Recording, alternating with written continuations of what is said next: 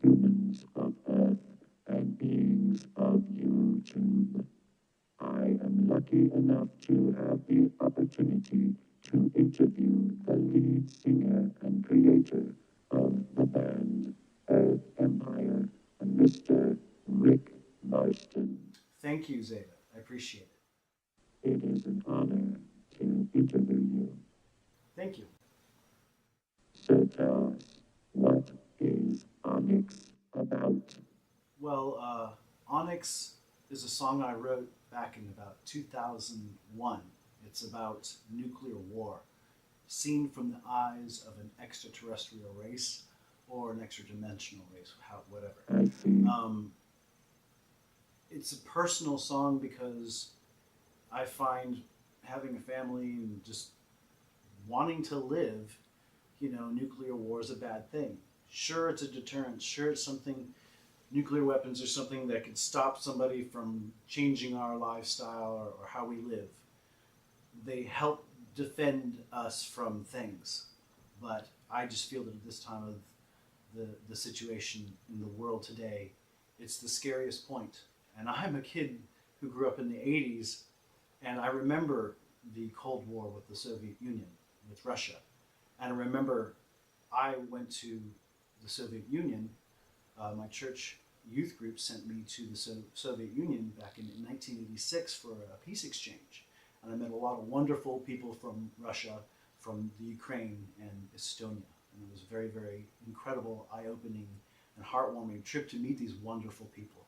So I have a lot of faith and love in people all over the world from every country. And I don't believe that, I cannot believe that we are so close to the edge again, to actually having those weapons used in a real sense, in a realistic, three-dimensional world of today. It's like on the internet, you could see a city blow up, live. It's the scariest thing in the world. So Onyx is a song about nuclear war. I hate it, and everyone should too.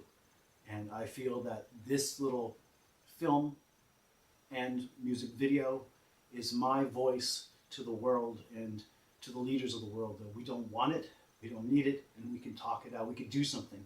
I'm all about using force when it's necessary, but I'm not cool with the freelance use of tactical or full-scale thermonuclear weapons on the surface of this earth or in the atmosphere or inside the earth, below water, you name it. I'm absolutely against it.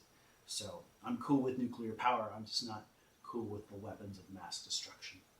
So, but that's what this is about. And hopefully this visual of seeing the fire and the destruction and everything roasting and everyone dying can just reawaken people's minds and their hearts that this is a bad thing and it needs to be dealt with now. So, what kind of musical gear or synthesizers did you use on Onyx? Back in 2001, it was a different time for gear. And I used the Roland JX305 Groove Synth to write the actual song because it was a fun pattern sequencer. And it was really, really cool and easy to use. And it was very, very addictive to use. I love groove boxes. I love sequencers. Anything hardware, it's a lot of fun to be able to just go and just put it all together right there and then. I also used the Korg Triton for the samples and for some effects. Really cool effects in that, the Triton Classic. Also, the Korg MS-2000 was used for the little lead line break, and also for the vocoder originally. For the new updated version, we're throwing out the MC303 for the actual sequencing and stuff. Cosmos, my blue LED with the crystal, very, very cool. I'm using the TC Helicon Live Voice Live Touch, the original. I'm using the ARP Odyssey for like a kind of droning noise samples, of course, from the Korg M3. So we got a lot of cool stuff. Oh yeah, Moog Minotaur for kind of like kind of stuff, low-end sounds. What else? I'm trying to think. Is there anything else that I'm totally missing? No, I think that should do it for the actual recording. Ableton Live for being able to capture the actual audio in, and then some final mastering with effects on that. So I love Ableton. I mean, if anybody hasn't tried Ableton Live, I highly suggest it. And it's funny that I don't really go and endorse products and jump all over, because I have personally a web page on YouTube. Not web page. I have a channel on YouTube, SynthgodXXX, and I have played so many different keyboards and demonstrated so many different types and brands and models and stuff. But I have a favorite kind of stuff. I love Roland, because Roland is just incredible and I've been there all my life. I love Korg. They're right just underneath what I did. I love Moog. I love Moog. Gotta have it. I see. Yeah, and of course, when it comes down to vocal stuff, I'd stick with Boss and TC Helicon for vocal effects processor, just in general. Very cool stuff. But I'm a Roland, Korg, Moog kind of guy, I guess you could say. I stick in those three. I love DSI product. I love Axis Virus. I love quasi-MIDI, old school stuff. I love Waldorf. I'm really into Euro synths. I love analog, old school analog synths. That kind of thing. So, and a lot of people are really getting into the revival of the analog stuff. So that's a totally different conversation. May I ask how much you spent on making this video? Oh, it was honestly, it was a very, very small budget, I had to say. Not much. We really used what we had around us. We used all of the elements that we can find that didn't cost anything, that I knew that I could just kind of pull out of a box and try to think creatively. How are we going to do this? How would this be used in this situation? We learned a lot from Star Trek, the TV series, the original classic TV series, because they used elements of things and tools that were just, right there. And they grabbed it, we're like, oh, flip this over, paint this right, like this, and it's there, and action.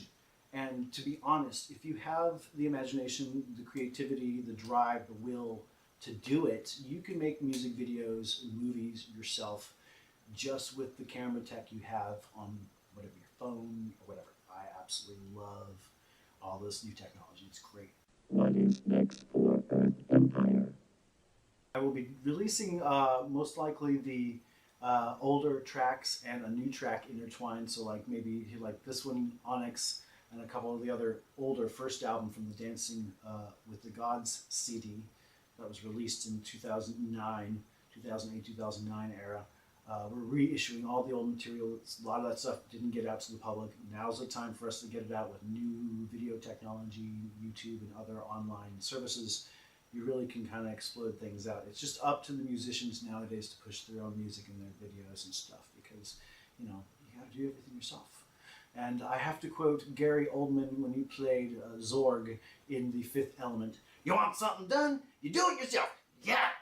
Oh, or something like that. So anyway, big fan of Gary Oldman and just sci-fi in general. Thank you so much for your time, Rik.